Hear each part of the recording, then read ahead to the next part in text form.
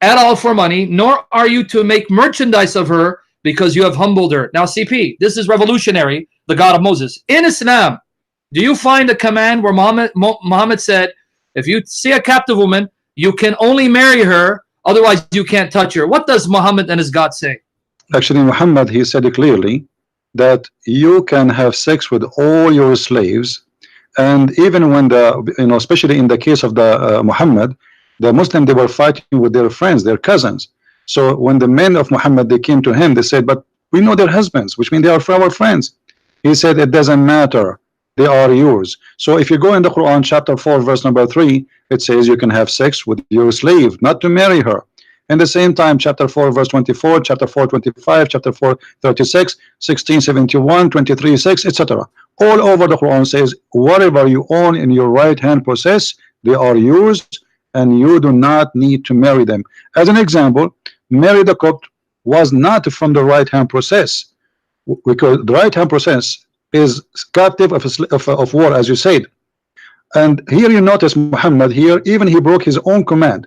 The Quran says you can rape those women who they are captive, but Mary the Copt, she was not a captive from war. She was a slave gift. Yet Muhammad, he slept with her. And here you notice Muhammad, he is not only far away from Moses and everything, he is taking gifts, sleeping with the gift, raping women, and he is not saying to his men, marry them. They are just a slave. There's a book, it's called Muwatta Malik. If you read it, you will see how the Muslims, they treat their slaves. As an example, Umar al-Khattab himself, he would beat a slave just because she covered herself. Because by covering yourself, you are making yourself equal to a free woman. So you will notice here how Moses is saying it clearly, and the reason, one of the reason I believe, Moses, he said that the law she should shave her hair. I think there's more than one reason, but I find it very important is to think about it this way: if a woman, she have no hair, she is not attractive. Exactly.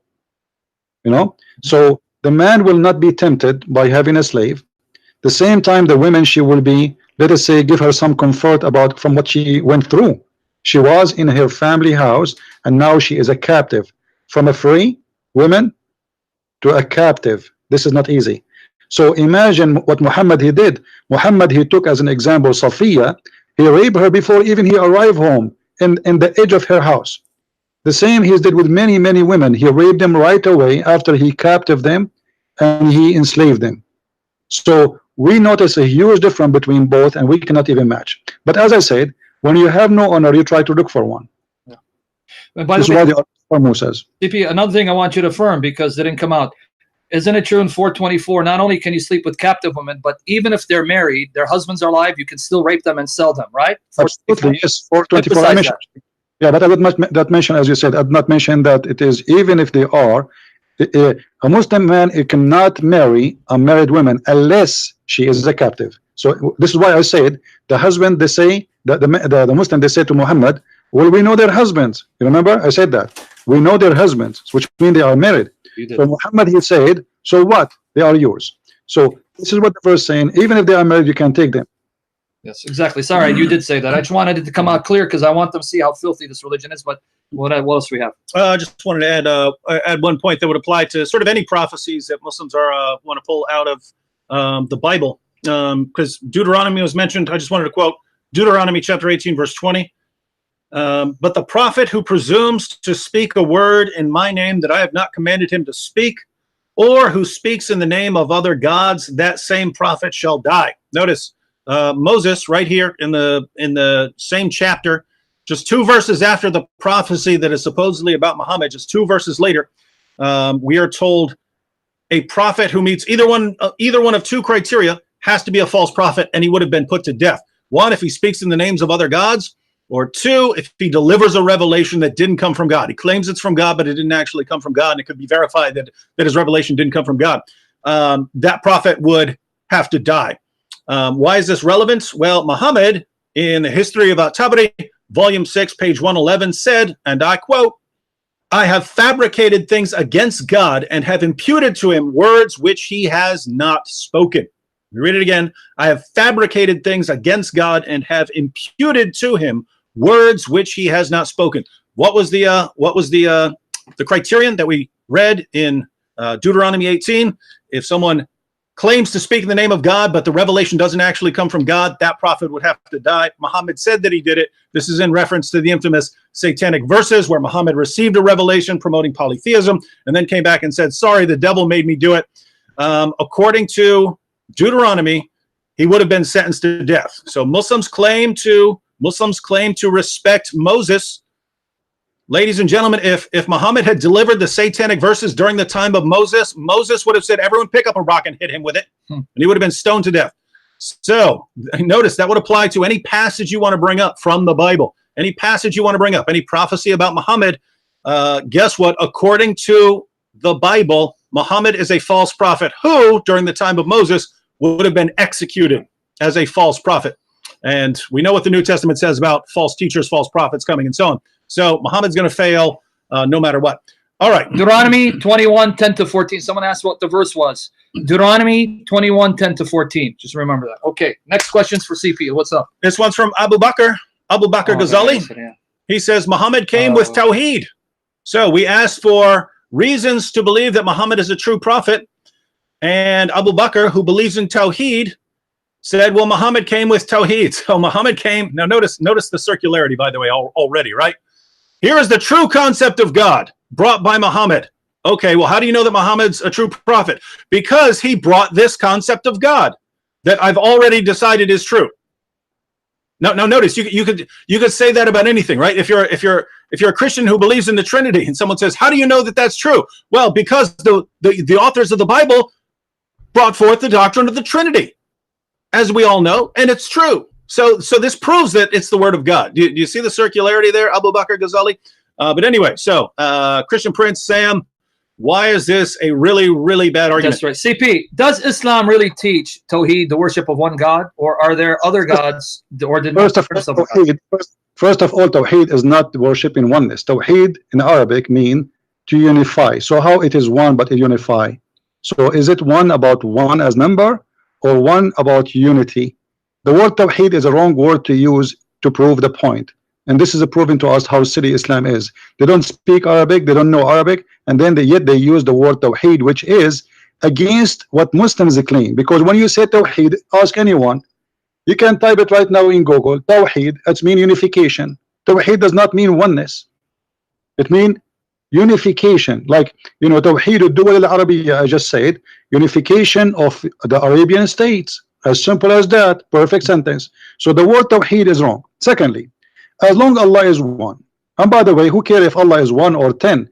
If there is an Indian guy, he have 1,000 God, but they are true God, still he is a true. Yeah. The number doesn't mean any different. I mean, this is stupid. Like if somebody says I have 10 cars and he have 10 cars, well, they are 10. Hello. So if there's 10 gods, there's 10 gods. If there's one, there's one. That will not change anything. Secondly, if Allah is one, how he say in the Quran in chapter 21 verse number 17, if we desire to take a partner as a wife, lahwan, women, we will take it from ourselves. If Allah is one, how he will marry from himself? I challenge any Muslim to solve the problem, because he is one. You see, the Muslim, when we say to them Allah, he say we, they say this is a majestic statement, like king, we say we. Okay, but here is talking about taking a partner which is a woman. So in chapter 21 verse number 17 it says, had we desire to take to us a partner, and Arabic it says lahwan, which means a female woman, we will take it from ourselves. Okay, how Allah can take partner with ourselves if he is the only unique person who have a kind of himself? You know what I mean, David and Sam? Yes, sir, I understand. That means there has to be more than one for Allah to take a partner from them. Yeah, can we marry God to a woman, normal woman? Can we marry God to a donkey? Can we marry God? I mean, when he says ourself, he himself, he used the word ourself. So as long ourself, it's been from us. And to say from us, okay, that's mean, okay, we are the same kind. Yeah. So everyone understood what he just said. These guys blaspheme. Okay. Everyone understood what he just said. When he says that we can take a partner from ourselves, that means ourselves must be a true plural. There has to be more than one, and Allah then can choose from one among those that are with him to be his girlfriend, his lover. So that again refutes Tawheed. What about CP in chapter 112 of the Quran, Surah Al-Ikhlas, where it says Allah Ahad? Can you explain the real meaning of when it says Kul Allahu Ahad? Explain the real meaning of there, because the Muslims have deceived us into thinking that the word Ahad there means one. What does it really mean in Arabic? The word ahad mean one of does not mean one. The word one in Arabic is wahid. So when we say wahid, it's mean one. When we say ahad, we mean one of. And this is appear in more than 29 places in the Quran at least, or 30. And it says all of them. You can check anywhere where it says ahad. And last time actually we spoke about it, that the Quran keeps saying like we don't differentiate with our prophet between any of them, and the word any of is ahad. As an example, if you read Sam, you can read the chapter 3 verse number 73. Okay, let me get it for you, CP. Let me get it. Listen, let me get it, folks. 1 second. Here goes the Quran browser, chapter 3 verse 73. We're gonna get it. So guys, listen to what he's saying, because he knows the Arabic, it's his mother tongue. Don't let Muslims deceive you. Ahad in chapter 112 verse 1 doesn't mean one, it means one of. So Allah's one of what? Now let me read 373 for CP. I'm going to read Pikthal, even though you can correct his mistranslation. 373, and believe not save in one who followeth your religion. Say, O Muhammad, lo, the guidance is Allah's guidance, that anyone is given the like of that which was given unto you, or that they may argue with you in the presence of their Lord. Say, O Muhammad, lo, the bounty is in Allah's hand. He bestoweth it on whom he will. Allah is all embracing, all knowing. So is that the part where it says anyone? Anyone, exactly. So that's ahad, right? So, and see here, see the hypocrisy. How ahad in that verse only in the whole Quran suddenly became one, when the whole Quran translated the word ahad as anyone or one of. You see the hypocrisy? How the word suddenly changed. Ahad always mean one of. You know, one of many, one of two, one of three, one of four, doesn't matter. He is one of others. So when Allah he says Allah is ahad, well, that's a problem, and that's a mistake. Unless he is saying Allah is ahad, the God who was around the Kaaba. There was one of the idols who was around the Kaaba, whose name is ahad. So it might be that Allah, or the verse saying, say that Allah is the same as ahad. It's just another name for ahad. Now, you know, and when the Muslims, by the way, when the Muslims they say Allah, Muhammad, he came for Tawheed, right? Yes. Okay. The Kaaba have 360 idols. So do we unify them all? We made them all Allah. Is that what it's mean? This was mean. By the way, David, there's somebody posting bad. Bad. Bottom, blasphemy wine. We know. Yeah. He has no shame. But CP, to add to this point, guys, pay attention. Chapter 112 says Allah's one of. That's first mistake, proving Quran doesn't teach Tawheed. Secondly, CP, isn't it true in chapter 9, verse 31, it says that Allah wants people to take Him and Messiah as lords and no one else? Yeah, this is actually but when you read the translation, it comes differently. Yes. They say to take Allah yeah. So in Arabic it says, you know, they are taking their monks and their rabbis as God instead of Allah and the Messiah. But the Muslims in their translation, they put it as they wish and they change it. So they make it no. They took their monks and their rabbis and Jesus as God instead of Allah, when the fact this is a fabrication. So you're saying the Arabic clearly, because you know the Arabic, the English we don't know, we're English speakers, for us. You're saying chapter 9 verse 31 says that the Jews and Christians, their mistake was that they took the rabbis and monks as lords besides Allah and the Messiah, meaning that Allah and the Messiah should be their one Lord. That's what the Arabic says? Yes, exactly. This is what the Quran is saying. Now, I will read it in Arabic, and I change it in Muslim to say online. اتخذوا أحبارهم ورهبانهم أربابا من دون الله والمسيح ابن مريم وما أمروا إلا ليعبدوا إلها واحدا لا إله إلا هو سبحانه وتعالى. Here you notice, by the way, it says it clearly, instead of the Messiah and Allah, and then it says the word wahidan. You see the word one? That is one, wahid, not ahad. That is the correct one. That's the correct word for the word one, wahid, in that verse, not ahad.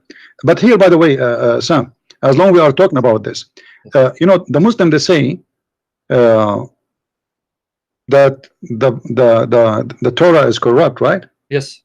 Okay, and then they try to witness to us from the Torah that Muhammad is there, right? Yep. But isn't it that's funny? And then the Quran in chapter 5 verse 44, it says that Allah trusted the Jews to protect the Torah. So look at this madness. The Muslims, they say Muhammad is the same as Moses, but then the book of Moses is gone. So how we can find he's the same as Moses from the corrupt book? Look how silly.